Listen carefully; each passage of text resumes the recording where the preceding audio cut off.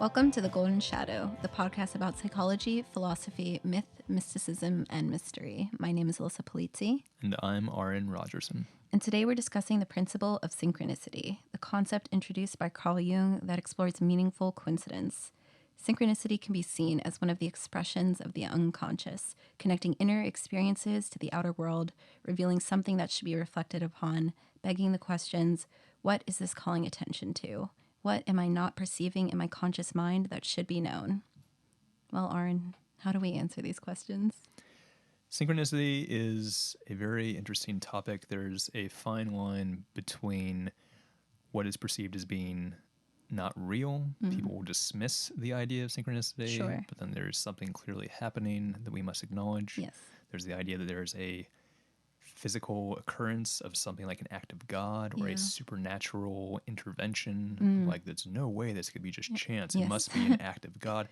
And then there's also just the notion of the psychological phenomenon of synchronicity, of feeling as if something has happened that can't be pure chance. Yeah. And trying to untangle those two ideas about synchronicity is kind of difficult because they're blurred in some ways. Yes, I think what's so compelling about Carl Jung's work is that he was willing to dive in and try to build theory around that which was often easily dismissed as just poppycock, total rubbish, that's people kind of wandering off into these areas of their mind that is full of fantasy and magic and the numinous. And the fact of the matter is that it is a phenomenon, and how can we wrap our mind around it? How can we try to build an understanding that grounds it in reality and figure it out from a more grounded perspective? Right. So when someone experiences a coincidence and it feels meaningful to them, and it feels like there's no way this could be chance, or this means that I need to change my trajectory, or I need to change the way I'm thinking about this, or there's some action I need to take. How do we make sense of that? How do we examine this and say what's happening psychologically there? Yes. And that's what we're going to try and unpack today. So synchronicity as a term, I think, is pretty familiar in the lexicon. Yeah. People use this word pretty commonly nowadays, and we are referring to a meaningful coincidence, not just a coincidence, not just something that you kind of dismiss as like, oh, well, no big deal. It's something that changes you, or it shakes you, or it makes you stop and think, whoa, what does it mean? Yes. There and has that can take a lot of forms, right? Yes. And there's definitely like some conditional elements to synchronicity, that the relationship between these occurrences feels acausal in nature. So that the cause and effect principle, which we can usually easily follow in a pretty linear progression, suddenly is totally thrown out the window.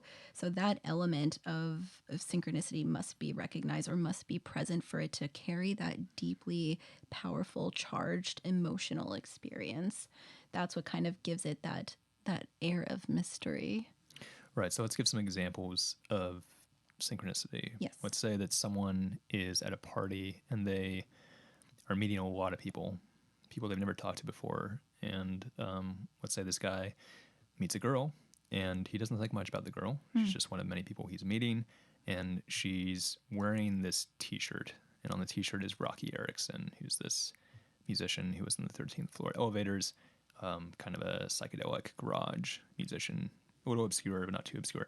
But he doesn't know who Rocky Erickson is, and they have a brief conversation about that, and then he moves on. Yeah. Doesn't think much about it. The girl doesn't stand out in his mind. He's distracted, he's busy, he's got a lot of work to do, and he's just sort of schmoozing through the party. Well, let's say a week later, he is looking at some junk on the street, some stuff that someone's thrown out, some boxes of old crap, whatever it is, and he looks into it and he sees an album by Rocky Erickson, let's say, and that's pretty unusual. Yeah, that would be. It's not like a Beatles album. Maybe it's not something that like is more common that you think, well, that's not that strange. But this artist that he's never heard of before, he was on this T-shirt this girl was wearing. Suddenly he sees another artifact of it, and it sets off an alarm in his mind. It's like, what does it mean? And does it mean anything? It's like, I think it kind of does, and I sort of feel like I need to get in touch with that girl for some reason. Yeah. And that's already an effect that is interesting. What's happening psychologically, Right. what's leading to this. But, it could even lead to, let's say these two people end up getting married eventually. Yeah. And their story is like this weird coincidence Right. of like, I wasn't going to call you, but I saw this image Right. and it made me think I need to call you. Yeah. And I did. And it turned out that you were like going to be my future wife. Yeah. And so that's what we're talking about, like Yes. synchronicity. Yes. Another way that synchronicity appears is sometimes in dreams, in the imagery that we see in dreams. So, an example might be that an individual has been kind of feeling some disturbances maybe for the last month or two. Something kind of under the surface feels like a little off, but they haven't been able to really recognize what's going on with themselves. But they're just going through life, taking care of all the things that they need to, kind of tapping in sometimes to that off feeling. And then one night they have this very intense dream, and in it, their childhood friend, who they haven't talked to in 25 years, is present. And then the next day, they get a call from that same friend. And in that moment, it probably would have been an odd experience, anyways, to hear from that friend. But suddenly, the moment is charged with an intensity because they had dreamed of that friend the night before. And by taking that call and having this deeper sense of wanting to explore, what their connection is, the two individuals start talking more about their childhood. The individual starts to realize there's all this repressed material that they haven't been paying attention to. That seems to be a big cause of this underlying feeling of anxiety and offness that's been present in their life. And that moment is kind of connected by the synchronicity. The dream was not something that they caused or chose to happen. They certainly didn't reach out to the friend. And yet these two moments are linked through the synchronistic element, kind of leading to this unfolding of deeper experience and exploration. Yeah. Let's try another example. Let's say that your mother died recently, and the last time you guys talked, you had an argument, and it didn't end well. Yeah. And you left both feeling negative. Then your mother died unexpectedly, and you're left with this terrible guilt, this feeling of things being unresolved, something that you can't let go of, this remorse that you can't shake, that's where you left things with your mother. And let's say your mother had a favorite animal that she really, really was into and owned a lot of clothing, or let's say sculptures, who knows, of owls. She's really into owls. Yeah. That's her favorite animal. And let's say you're walking in a park in the city, like in the Bay Area, let's say where we are, and an owl appears. And that would be pretty rare. Yeah. It's not that there's no owls in the Bay Area. I mean, that's something that occasionally appears. Like but up in the woods, maybe. Yeah, but for something to appear to you in the park and it's your mother's favorite animal, suddenly you feel as if she's visiting you. Yeah. You feel as if you are having a moment, you're having some sort of communion with each other, and you're able to let go of what happened. And all that guilt and remorse, it leaks out of you, and you feel like you were able to say goodbye to your mother. You feel like you were able to tell her that you loved her and that things between you are fine, and the owl flies away. Yeah. What we're talking about now and what we're sort of like circumambulating is that synchronicity is often anchored on some sort of symbol, or what's connecting it is some element that both events are corresponding to an image or a symbol that holds a lot of energy and meaning. So the owl as the symbol both of the mother that's deceased, but also kind of all of the aspects of her relationship to seeing that in her home and her associations to it. The Rocky Erickson shirt that appears on the street, that's a symbol of meaning. The individual who dreams of the friend from childhood, all of these are working as a symbolic representation for something kind of deep within the unconscious that's being stirred and activated when the synchronicity happens. Right. So similar to dreams that we've talked about, this experience of synchronicity, just as a psychological phenomenon, is expressing this need for unconscious material to come to the surface or to be expressed. The unconscious is actually needing something that the conscious or the ego is not paying attention to. Yeah. And so when you meet the girl at the party, your unconscious might be saying, ding, ding, ding, ding. There's potential here. There's something special about this girl. Pay attention, pay attention. But the ego is like, I don't have time for this. Not present to it. Not present, but the unconscious is searching for some way to express itself and say, you need to yeah. get in touch with this girl. Yes. It's looking for it. Yeah. And it doesn't explain why Rocky Erickson showed up again, but it explains why you might have been ready to receive Yeah. Rocky Erickson in your life. Yes. It's a funny thing to say. No. But But it's true. There's the symbol. The symbol is holding the message that needs to be received, and how it comes through can be really odd sometimes, kind of feeling like otherworldly almost. But the fact of the matter is, like, when these moments happen, it's a chance for you to explore the meaning that comes up, the intensity of the affect, the thoughts that arise in your mind, and really question what it is that feels like it is emerging in your life. And is it the need to dive deeper into your past and understand your experience? Is it, that you need to be open to a relationship that seems like it's developing? Is it to find emotional closure?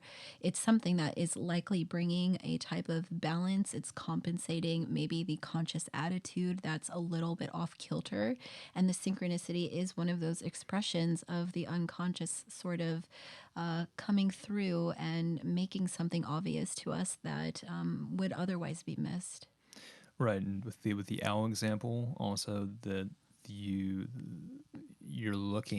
needing to say something to your mother. You're really, the unconscious is really, really craving some sort of resolution. Yeah. And that doesn't explain the owl showing up, but it does explain that it's searching for a way to tell the ego to allow this to happen. Yeah. Let the Yeah. unconscious speak. Let me process this. Yes. Let this be felt.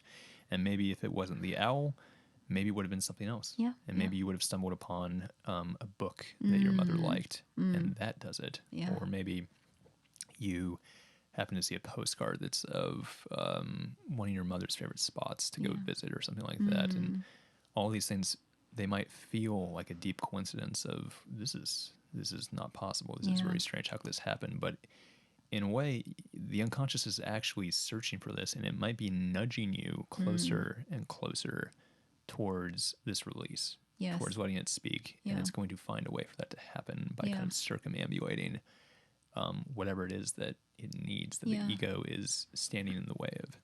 Yeah, I think you're also bringing up the point that's important to recognize, which is that when synchronicity happens, in some ways the unconscious is kind of taking control, and there's a dimness that happens to the ego. Consciousness kind of lowers for a moment, and that power and influence and the expression of the unconscious material is kind of breaking through the surface. And often this is something that we really don't experience in waking reality. So the dream imagery, when we go to sleep at night, we are we are relinquishing control to the unconscious, and it's going to serve us whatever it needs to.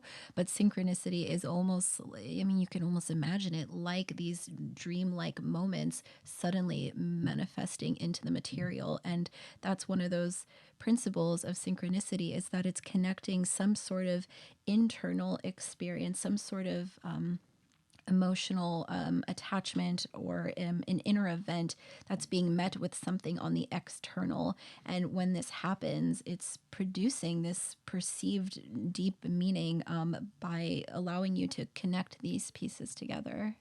Right, right. So this idea of the unconscious guiding you or pushing you in a direction, and the ego is not paying attention, so it doesn't realize it's happening. Yeah. But you might find yourself drifting towards something, and you're not even aware that you're drifting. Yeah. Unconscious, just every time you make a decision, every time that you are faced with certain options, and the unconscious is sort of nudging you, like, choose that option. And the ego is like, I'm making the choices here, and doesn't realize the unconscious is actually influencing its decisions, which it always is, of course. Yeah. But it might be guiding you towards something that you are not open to paying attention to, or you're not open to receiving. There might be a path for you that the unconscious thinks you should go on, Yes. and you're just refusing to acknowledge it. You're saying, I don't have time for that, or that's not how I see myself, or what would that mean to, like, what would people think of me if I went on this path? Right. But it is doing this, and that's why this idea of coincidence, this meaningful coincidence, can be something that is going to happen. Yeah. It needs the right moment, the symbolic Yeah. contact to like really wake up the ego and say, oh my God, Yeah, wake up. I had no idea, but like this strange, meaningful coincidence means I need to choose a new path now. Yeah. And you've actually been drifting towards that the entire time. So it's not as much of a coincidence as you might think it is. Yeah, and I think that brings up the dynamics of interacting with synchronicity, where when we experience it, we should approach it as something that we are not trying to chase in our life, or something that we're trying to make too much of, even though the experiences are incredibly powerful and they are meaningful, and they can in many ways change the trajectory of our life and kind of move us into this different place. But it's a part of you. It's an expression of these deeper layers of your beings and the different dimensions of your reality that are trying to guide you towards this principle of maybe more harmony or order or realization. And when that happens, it's something to lean into and to understand, but not to kind of lift up onto this pedestal of just like, you know, kind of mystical, magical origin that, you know, then you're searching for it everywhere. And then you might start seeing it in places that you shouldn't. It's, you know, we recognize the power and the beauty and the uniqueness of synchronicity, while also kind of releasing that experience then and integrating it and moving forward with it. Right. So there's definitely a lot of dangers in confirmation bias. Yeah. There's a term called apophenia, which is reading patterns that aren't actually there, Yeah. reading into things in a way that isn't real. So one like simple example is like people can see things in the clouds Yeah. that look like things, but they're not actually those things. If you see a rabbit in the sky, there's not actually a rabbit there, but you see the pattern anyways. Yeah.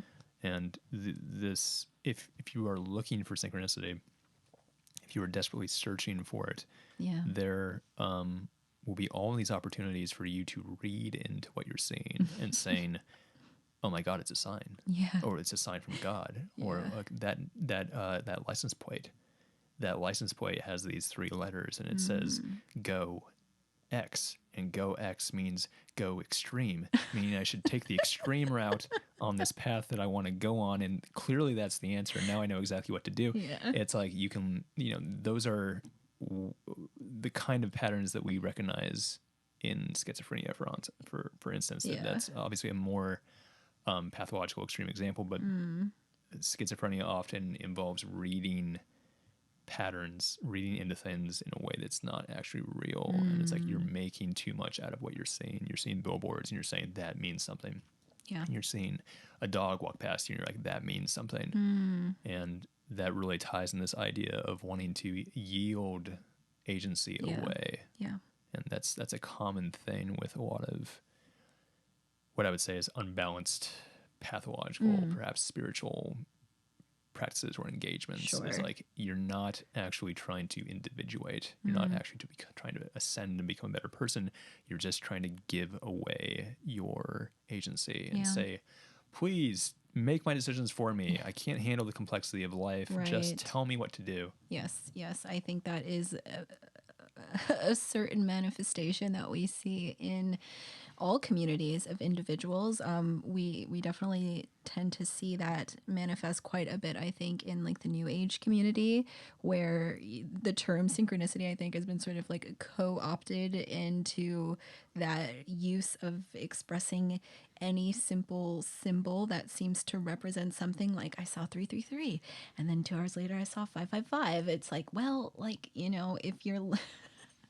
if you're imbuing this supposedly deep meaning into this very simplistic act, like looking at your phone and you just keep seeing like 1111, and then like you were driving and there was like repeating numbers in a license plate, as you're saying, it's chasing the rabbit down these holes where you can just get lost and lost and lost, and it kind of overly simplifies and moves the understanding to a very low resolution place. And we want to remember that synchronicity finds us really, and the Mm. impact should be something that kind of comes in a way that it's deeply charged. And so if you're just seeing like these repeating numbers on your phone or in your car, like, 3 times a day, I would kind of classify that as more of that desire for the confirmation bias. And maybe that's because deep down you're really looking to make sure that like you're on the right path, and that you're doing things well. But like synchronicity is not the thing you should be turning to in that case. Right, and then the opposite side of this is also true. And that's important to bring up, is that Yes. if you are someone who demands logical, calculated decision making at all times, there might be real implicit patterns that are revealing themselves to you. Sure. There might be things that are actually meaningful that the unconscious is picking up on that you're going to dismiss Yeah. Yeah. and say, well, no, that doesn't mean anything. Or a so-called coincidence happens and it actually is meaningful. It actually means like something, there is some great pattern here that you're not actually consciously aware of, and you might just dismiss it Yeah. and say, well, I can't pay attention to that. The girl in the Rocky Erickson shirt, it's just a coincidence.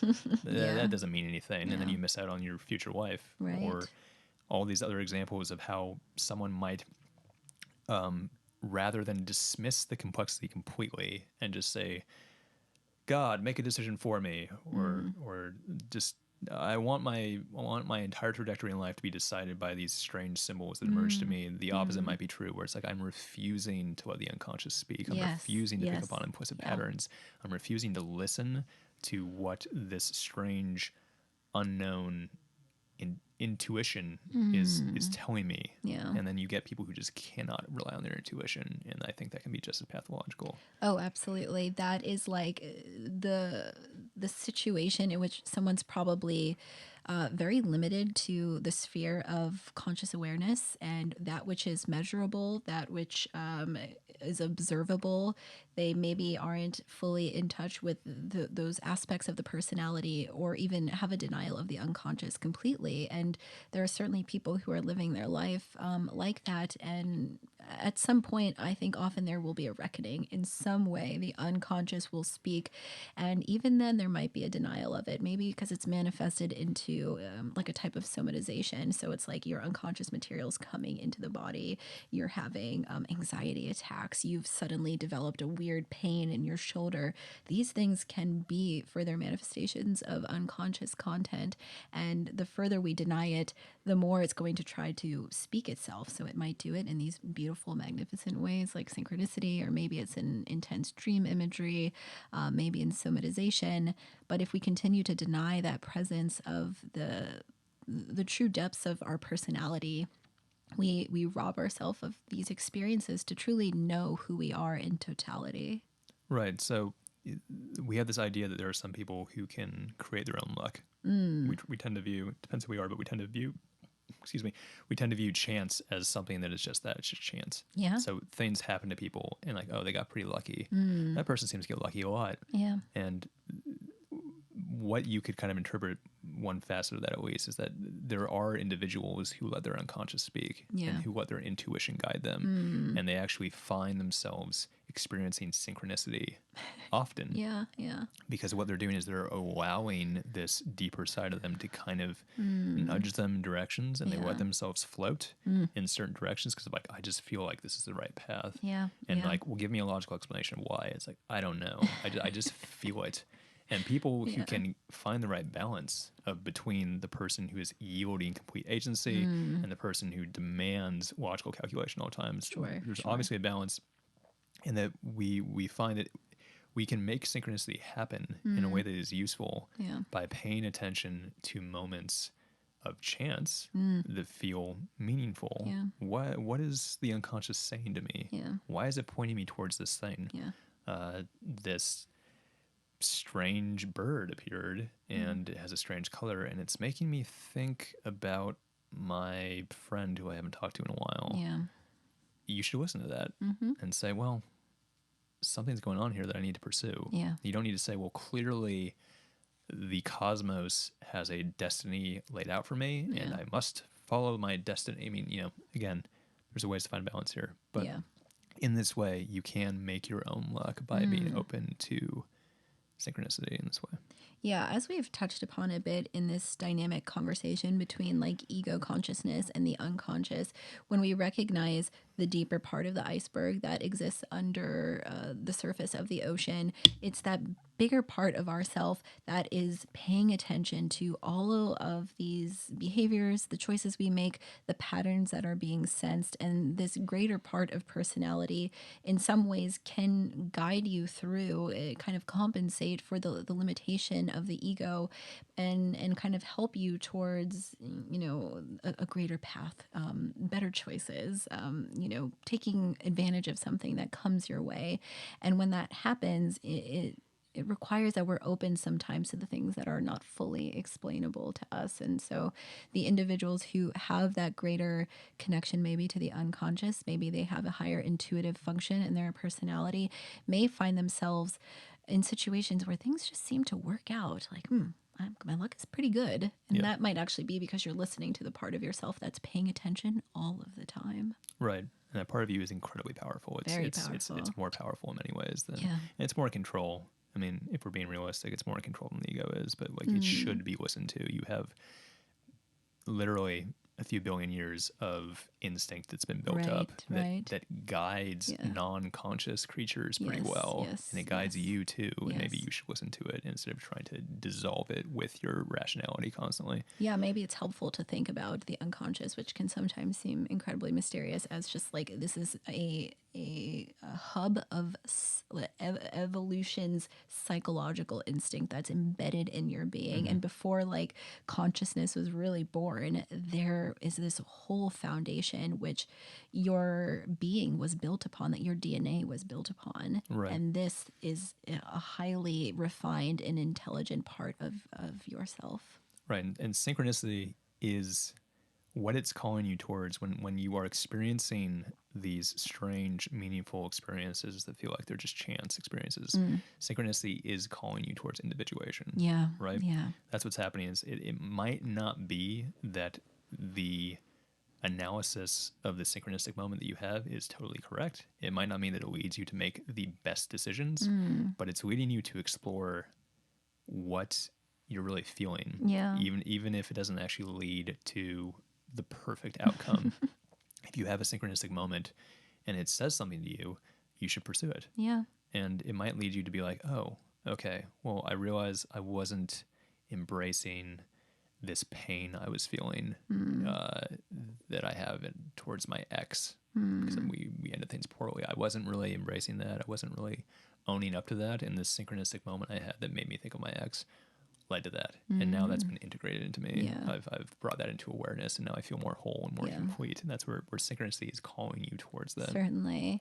The process of individuation is not a straight and easy path. It's going to wind, and you're going to climb over these huge boulders that feel impossible, and then you'll go deep down into these crevices, and it's going to feel like you're totally lost, and then you come out again. So recognizing that as we pursue a type of wholeness of personality and kind of moving more towards self-realization, that the path is going to take us on this winding adventure, and it's going to be difficult, and sometimes that synchronicity leads you to more challenge and trouble, but it's ultimately towards greater consciousness and greater awareness.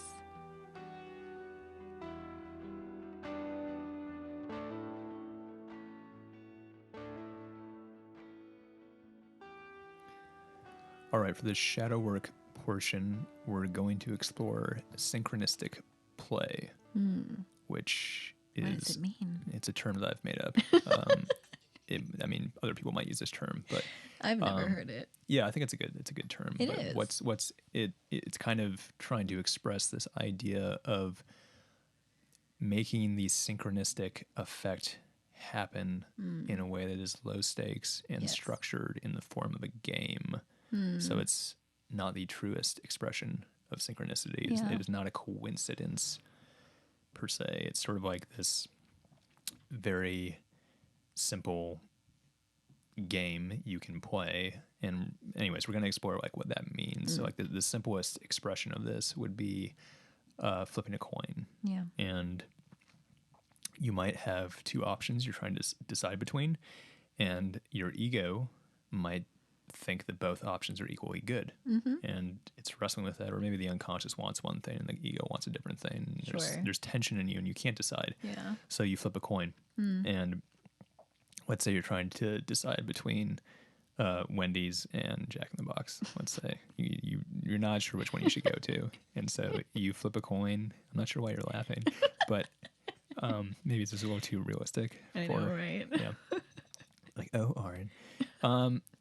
And your unconscious actually wants Jack in the Box. You just don't realize it. But you flip a coin, and let's say you get heads, Wendy's, and your immediate response is, no, I don't really like that result. And I'm gonna flip it again. And then you flip it again, and you get Wendy's again, and you're just like, I'm gonna flip it again. And then you flip it again, and you get Wendy's, and you're like, and you realize you don't actually want to go to Wendy's at all. You want to go to Jack in the Box this entire time, but for some reason you wouldn't allow yourself to just say that, to feel that. And that's a strange thing that can happen within us, is that we want something, but we won't allow ourselves to admit it to ourselves. And flipping a coin does that. And this is playing with this strange effect of like letting the unconscious speak by finding this strange way to make symbolic contact with whatever it wants. And the ego then listens. So a better way to explore this that's actually probably more useful is to use tarot. That's right. Like we've talked about before. Yes. Tarot as this sort of contained system of symbolic imagery is this, it's just this deep well of possibility for the unconscious to work on. When we really talk about what maybe even like the language of the unconscious is, how the unconscious thinks, it's really through symbol and through metaphor. And when we tap into that, especially in the waking realm and not in our dreams anymore, we can utilize a tool like tarot to begin to sort of unlock those pathways towards the unconscious and to create that dialogue by evoking the principle of synchronicity, because we're kind of choosing the cards at random. We don't know what's going to come up. Right. And then you pick a card, or you pick several cards. Let's say you pick 3 cards, and it seems to speak exactly to what you're going on right now. Right. And there's this feeling of like, well, that's a strange coincidence. Yeah. I'm feeling really, really exhausted. That's like what's mostly on my mind is how tired and worn out I feel. Yeah. And then I draw the 10 of Wands. Right. Let's say, and it's like, oh my God, like, yes, that's how I'm feeling. Yeah. And that seems like a strange coincidence. You might say that you drew that card because it seems to fit so perfectly, and the chances of that are so low.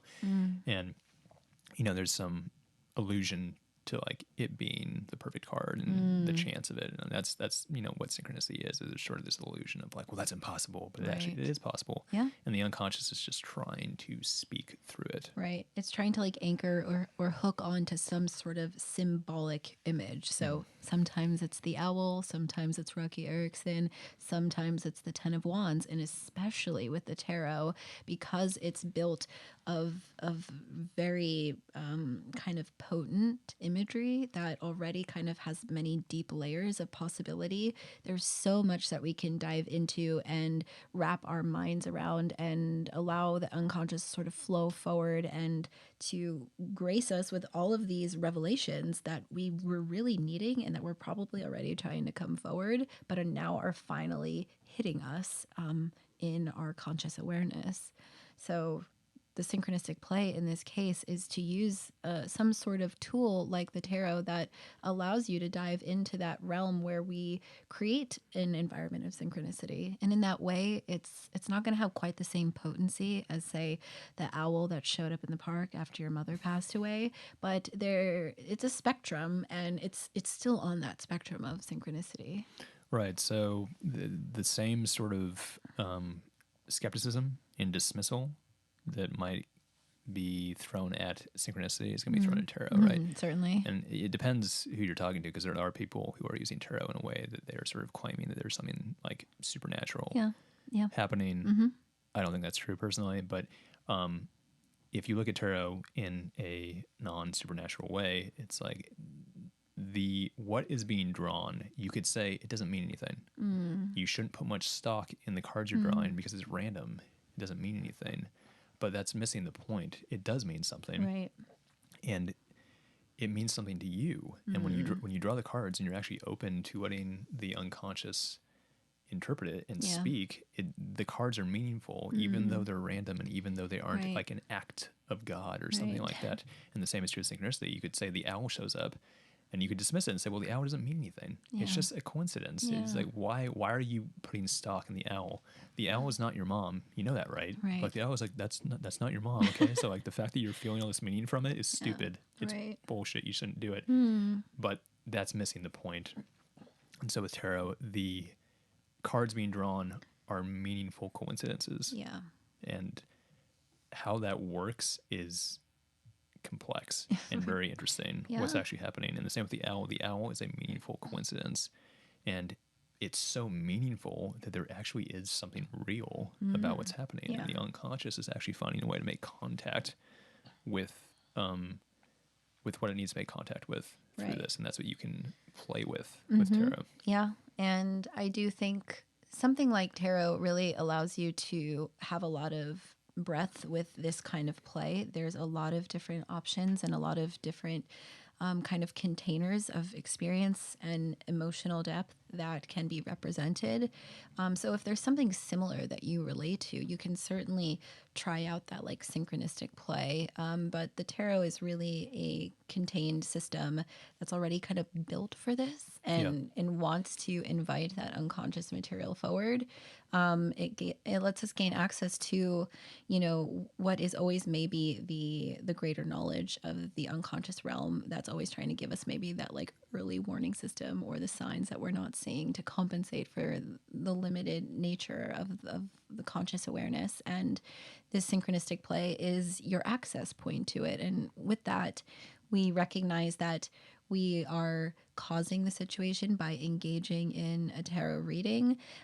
So in that sense, we recognize our own agency and our own power in this. We are the vessel. We are the conduit of all of this happening. But you also allow yourself to lean into the randomness of it and the coincidence of what card comes up and the feeling that it evokes within you and the memories that arrive into your mind as you consider what this card really means and how it has implications for your current life situation.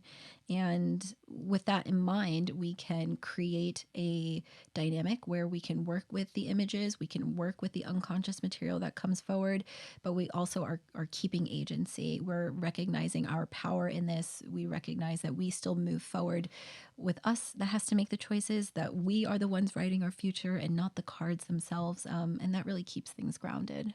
Right. So let's try some examples of this. Okay. So we need a deck, and we don't have one on us, but there's one in the bottom drawer, not above that, the basket. Yes.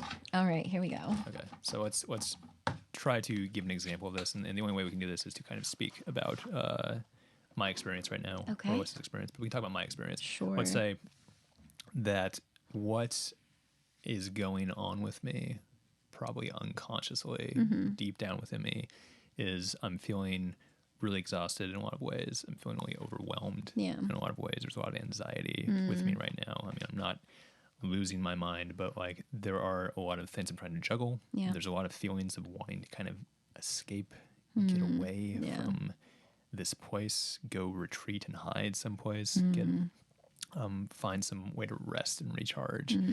That's what's at the forefront for me right now. And if I'm conscious of it, that's not always how it is. Maybe it's something that you're not aware of. Yeah. And we could say, well, what if I'm not aware of all that? So let's say that's all under the surface. And instead the ego is like, I'm fine.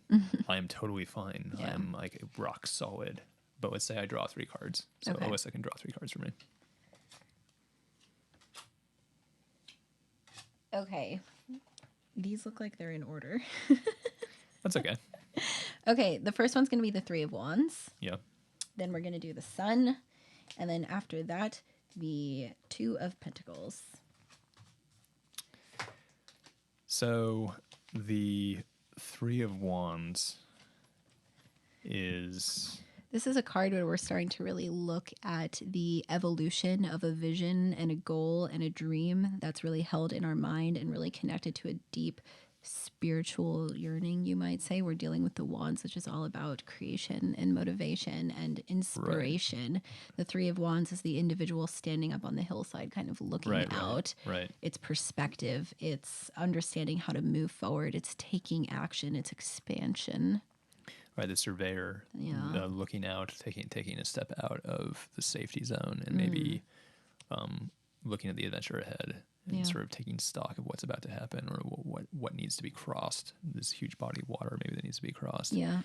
And to me, I might say, "Oh, that seems like a strange coincidence," because I'm looking at this project that I have laid out in front of me of putting myself on the internet and.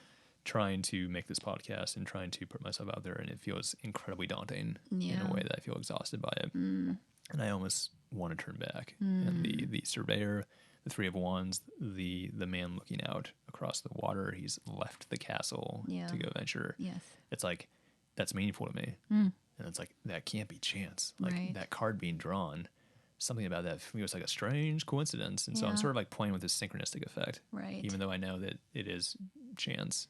Right. For me, there's something that's meaningful about it, and the unconscious doesn't care that it's chance. The unconscious is like, it means something. Right. Pay attention now. Right. And I should be listening to that, yes. not just dismissing it because of what's like, well, it can't mean anything because it's just a random card. Right.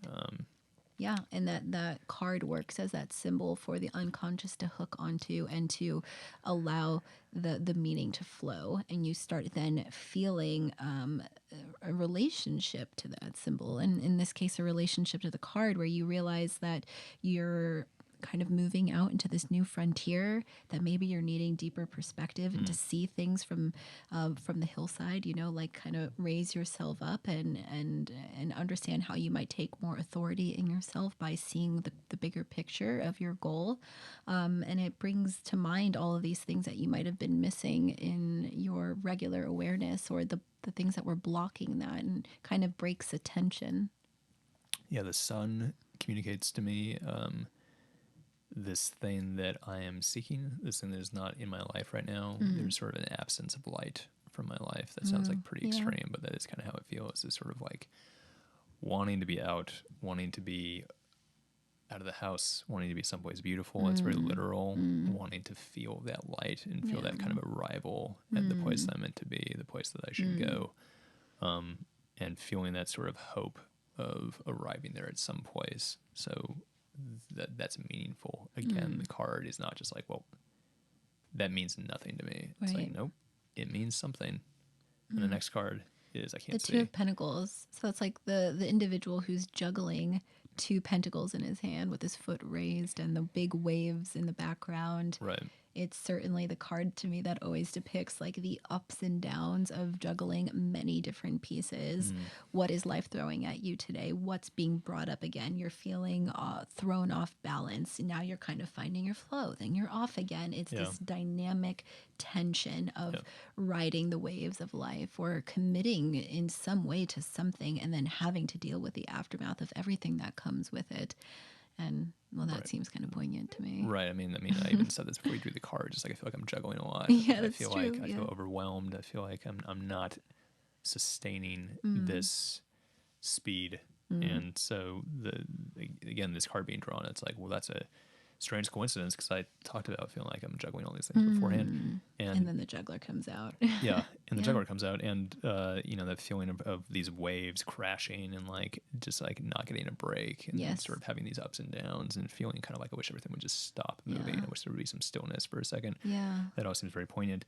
And again, the unconscious feels that in the cards. I mean, the synchronicity that happens, the unconscious feels it. And even if you want to dismiss it, and even if the ego can tell you it's just chance, doesn't mean anything, the unconscious thinks it does mean something.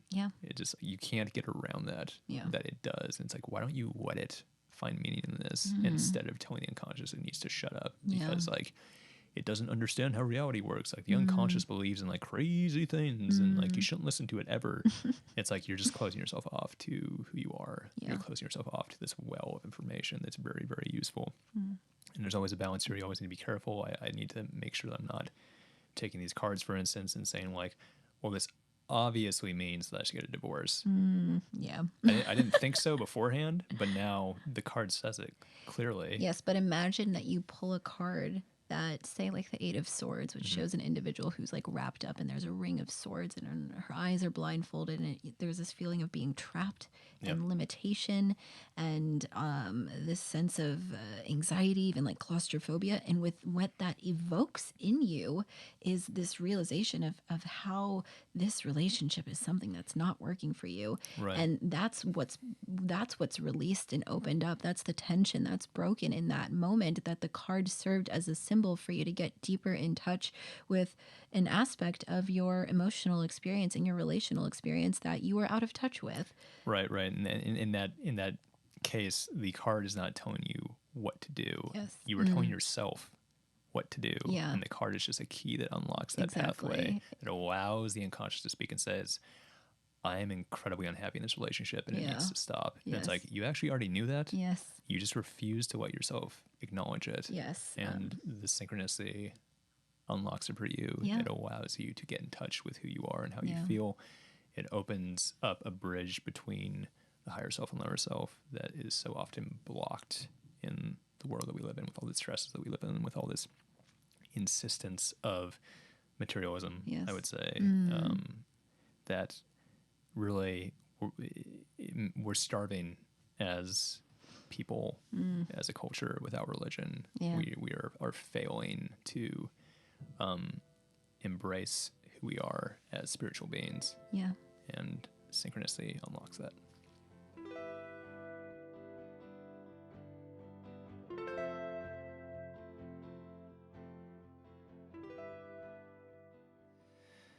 Now it's time for a dream from one of our audience members. This is from a 39-year-old female.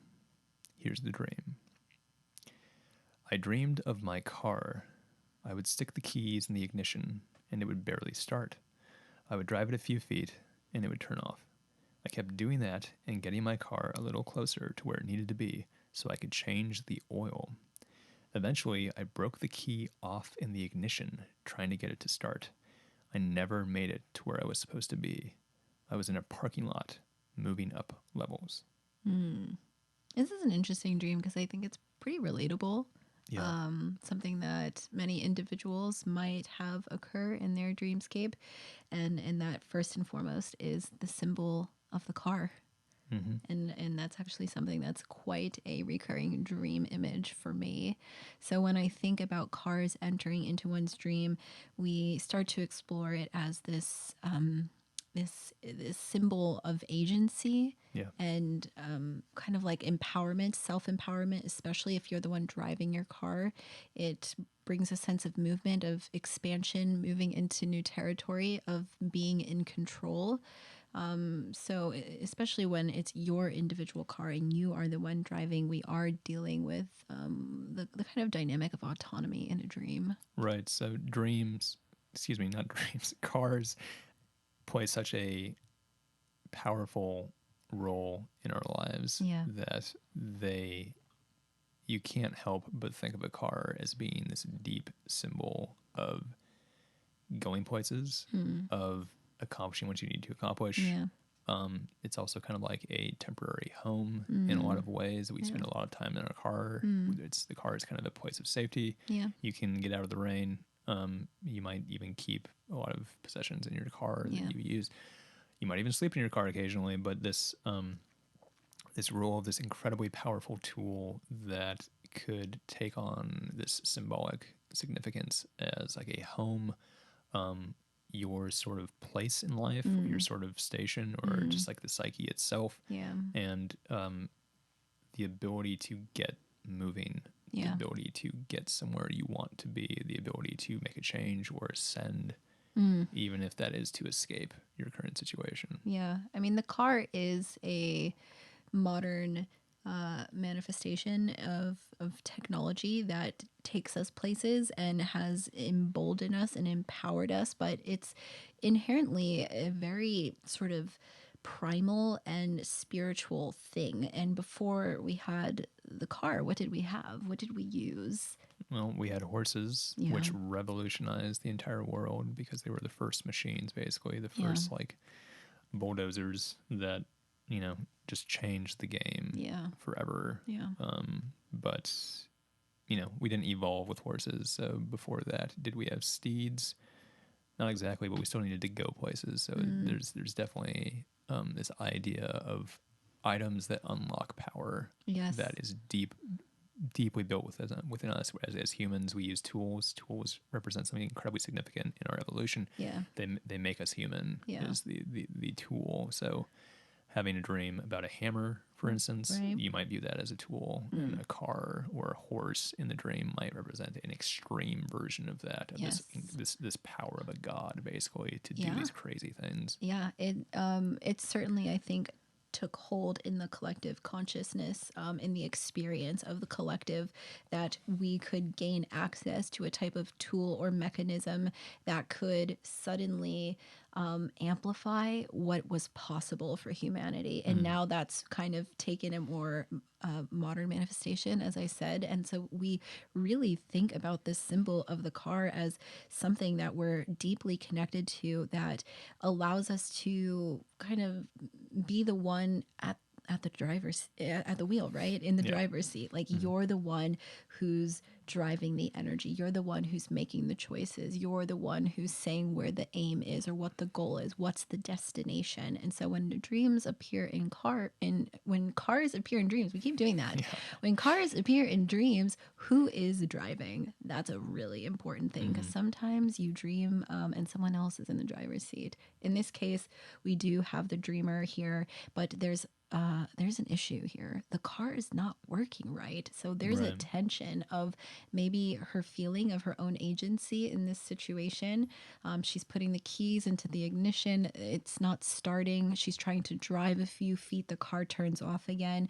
Her relationship to where she's trying to move, maybe into this next evolution of her life, of feeling like she's taking control, that she's guiding the energy and the major principles in her life, it might not actually be what feels as a conscious truth to her. So in the dream, she's seeing kind of mirrored back to her the struggle to gain control of the car. Right. And the key, this deep universal symbol that we all recognize, this needing something tiny and seemingly insignificant to Yeah. unlock a great power. That's something that's prominent for us, because the car does these amazing things, but it doesn't work if you don't have a key. Yeah. And so I kind of wonder, is there something that's in her life, this Yeah. small, insignificant thing that she feels like is preventing her from doing what she needs to do? Yes. So she could get moving, she could make all these powerful changes, she could be where she wants to be, but there's this one thing that's not working, or it's not there, Yeah. or it's in the way, and Right. that, who knows what that could be. Yes. But there might be a little thing that she is refusing to look at, refusing to examine Yeah. and acknowledge, that is actually preventing her from making this gigantic change. Yeah, yeah. The dreamer did provide some context that she's been maybe considering leaving her job, talking to her coworkers about it, that she, when she is discussing it, she's going into negative experiences that she's been having, unpleasant experiences. And that's the reason why she wants to be leaving her job. And She's expressing that to her coworkers. her coworkers, Yeah. yes. And so there's an interesting dynamic here where it seems like she seems pretty ready to make this leap, to make a change, to take control of her life, get to somewhere better. But is there some tension of why she hasn't made that change yet? Is there something that's holding her back? What's the key in the situation here that doesn't seem to really be kind of inserting into its destination of to activate this vehicle of potential in her life. And maybe it's a really small emotional kind of self-limitation kind of block that's at play here. Maybe it's her not believing enough that she can really take that step and kind of venture into the unknown. We don't have a lot of context to go off of, but I would really ask the dreamer to consider what it is that's keeping her stuck, because the dream certainly seems to be reflecting her inability to move higher up into these new levels. That's kind of imaged Of in the parking garage. Yeah, exactly, which is interesting. Right, and the key, the small thing that might be preventing her from moving is something that maybe is very painful, or maybe it's very difficult to approach because the key breaks. And because the key breaks off in the ignition, there's this feeling of like, I need this one thing to work. I need this little thing to make everything else work. But if I touch it, it might just break. Right, and then right. everything's screwed. Yeah. And so it's like this need to kind of like approach the key very gently and be careful with it. And this fear that you could just ruin everything if you touch this the wrong way. It might be something, as you said, that's just inside of her that she's having trouble approaching, or having trouble confronting, that might require a little bit of deeper examination of herself. Yeah. And also that she can further look at this image and symbol of the oil, something that needs to be brought back into the car, something that might... the oil change. Yeah, the oil change. So what's going on here with the realization that something within the mechanics of the car is not working as it should. And we need to come in maybe with some sort of new substance, a new mentality, a new emotional energy that needs to be inserted into this vehicle to bring it back online. Right, or a need to cleanse. Maybe there's some dark material within you, some shadowy liquid that like needs to be integrated, or it needs to be cleansed out of you. Maybe there needs to be some sort of catharsis or release, or some sort of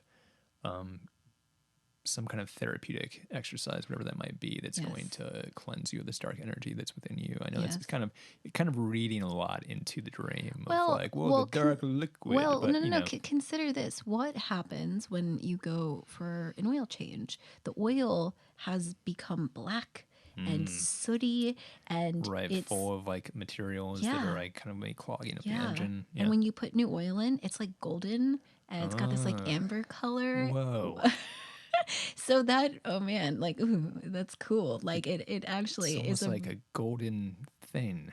It's like a shadow, like it becomes golden almost. Exactly. So we're actually seeing a really interesting interplay here then between the shadow and the light, and what happens when the shadow work begins and we begin to pull up that unconscious dark material, and it can get transformed into light. It becomes golden again, or it's imbued with some new consciousness that really brings energy into the situation, or maybe makes you see some potential power, creative insight, inspiration that really does kind of help you move through the situation at hand. Do you have a question for us? Do you have a dream you'd like us to analyze? Is there a topic you'd like us to cover? We want to hear from you. Contact us through a submission form, which can be found at our Instagram page at Golden Shadow Podcast. Or if you're listening on YouTube, you can find the link in the description down below. Thanks for listening. See you later. If you find this podcast useful, please consider supporting us on Patreon. Go to patreon.com/Golden Shadow Podcast. Thank you.